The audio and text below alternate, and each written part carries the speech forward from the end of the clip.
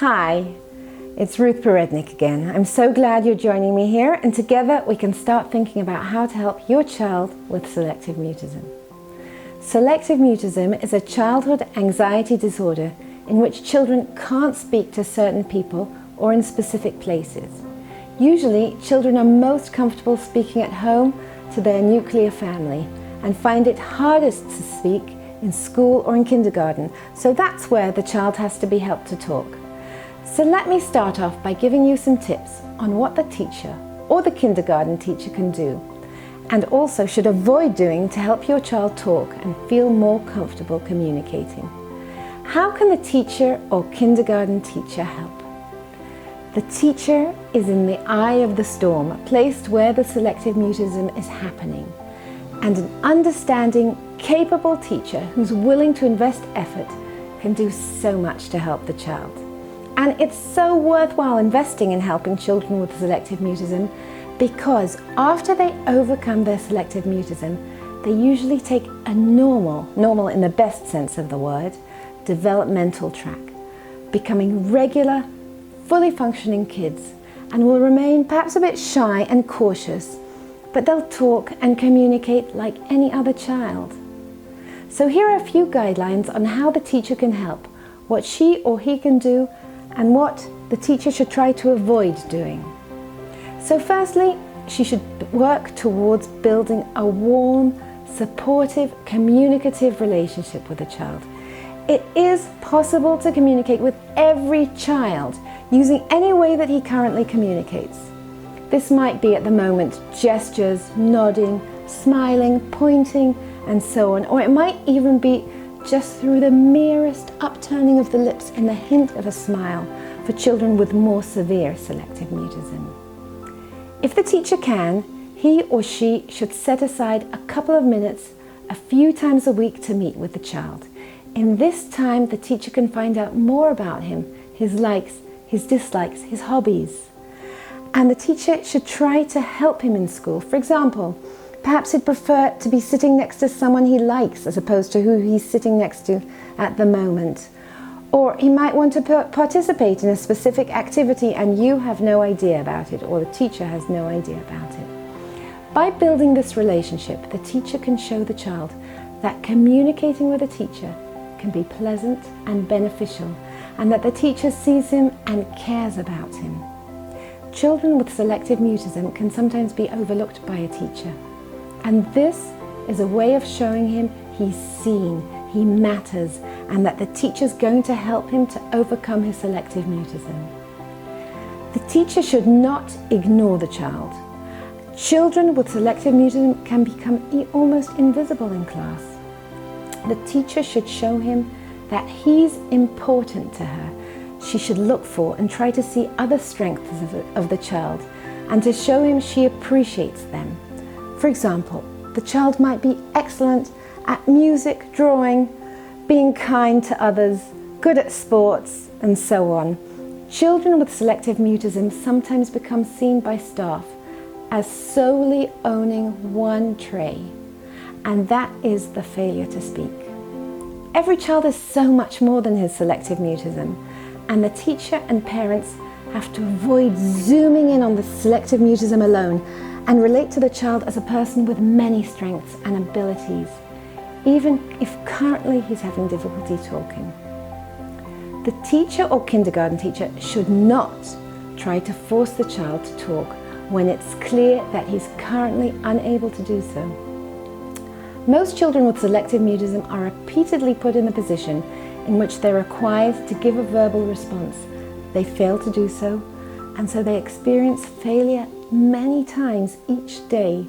This can amount to tens of times a day and tens of thousands of times a year, and can make the child feel thoroughly down and pessimistic about his ability to overcome his selective mutism. The teacher should try to gradually broaden the child's communication with her. Perhaps after a couple of weeks of building a communicative relationship a few times a week, she could ask the child to whisper something to the teacher, or send her an audio WhatsApp in answer to a question the teacher might ask. For example, the teacher could ask the child to tell him at home with his parents by WhatsApp what he ate for supper the previous night or what the weather was. And then when the child WhatsApps the answer to her at night, the teacher could listen to it with him in school every morning.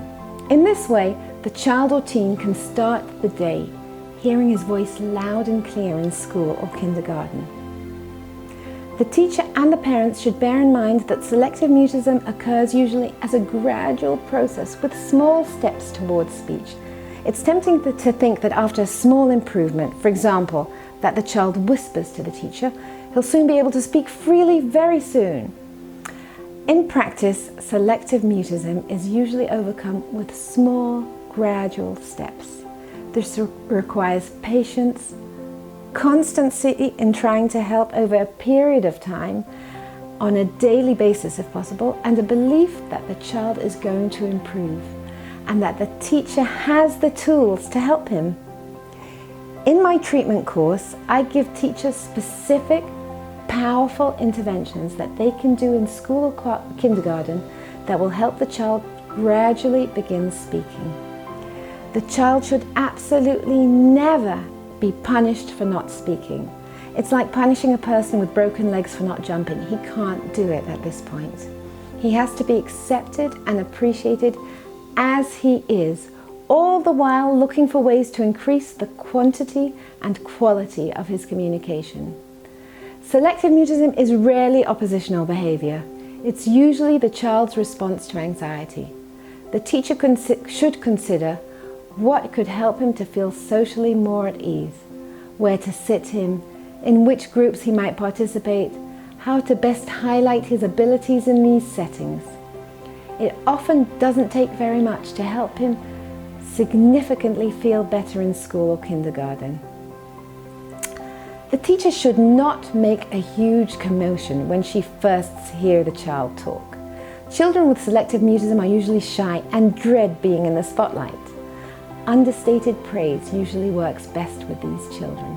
The teacher should not enable the child to gradually increase his detaching himself and refraining from engaging in school activities. While the child with selective mutism needs sensitivity and understanding from the teacher, at the same time, the teacher should not become lax on demands which the child or teen is able to meet, such as schoolwork, participation in activities that do not require speech, and he is able to do, and in social activities. It's so important for teachers to be in touch with the child's family and think together with them how to help him.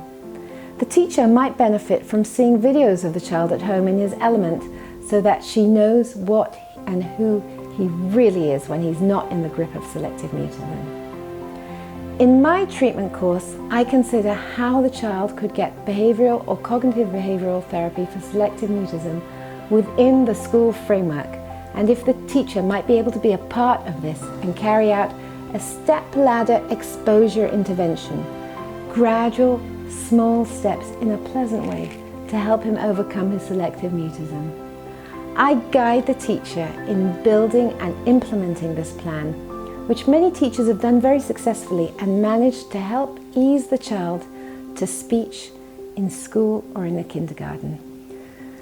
These are just some important points for the teacher or kindergarten teacher to bear in mind in order to help the child with selective mutism improve and overcome his difficulties. Sometimes a relatively small investment of thought and effort makes such a big difference. In my treatment course, I address the teachers at length and consider in depth and with attention to detail how they can help the child blossom and flourish in school. I attach here a handout for teachers and kindergarten teachers, which you can print out and give them, so that they can put these suggestions into practice and help your child move gradually towards speech and improved social communication. The best of luck!